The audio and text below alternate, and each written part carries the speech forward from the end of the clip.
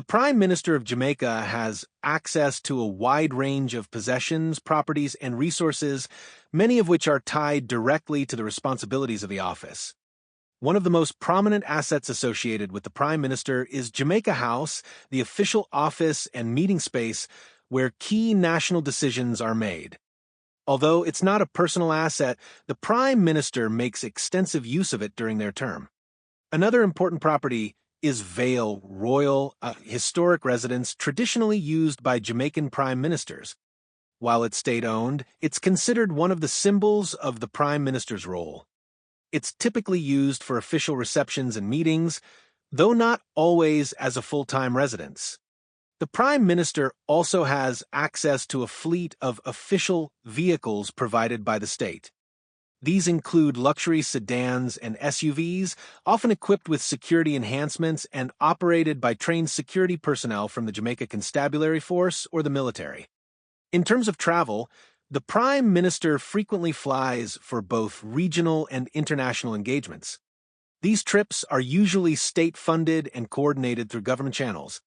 When traveling abroad, the Prime Minister often flies business or first class and is accompanied by an official delegation. All public officials in Jamaica, including the Prime Minister, are required to submit annual declarations of assets to the Integrity Commission. These declarations include real estate, bank accounts, investments, and any other significant holdings. This process is in place to promote transparency and public trust. Andrew Holness, the current Prime Minister, is known to own personal property in Kingston outside of the official state residences. This includes a family home that he shares with his wife, Juliet Holness. The home is privately owned and serves as a space for the family outside the pressures of political life. Juliet Holness, who is also a Member of Parliament, shares in the responsibilities of public service. The couple manages both political and family obligations together, and their shared career paths mean they spend much of their time between Parliament, constituency events, and family commitments. In addition to real estate, the Prime Minister is also likely to own various forms of technology and communication equipment, some personally and others through the state. These include smartphones, laptops, and other tools that allow him to stay connected and responsive at all times.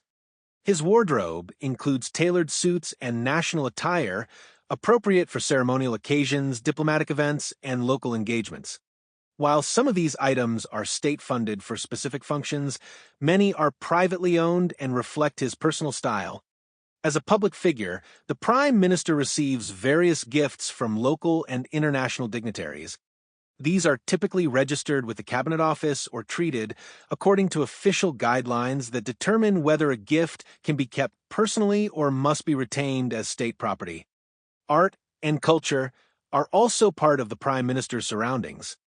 In his office and private residence, there are often paintings, sculptures, and items that reflect Jamaican heritage and pride.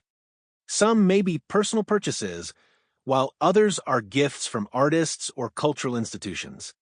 Books and reading materials are known to be part of the Prime Minister's private collection.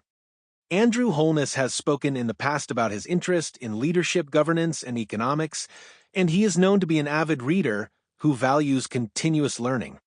Holness also owns honorary awards and state decorations that reflect his time in public service. These are typically displayed with respect in personal or official spaces and represent his contributions to national development and governance. The Prime Minister and his family also have access to vacation spots and leisure accommodations, though these are often kept private. Whether traveling domestically or abroad for personal time, these stays are typically handled discreetly, especially given security concerns.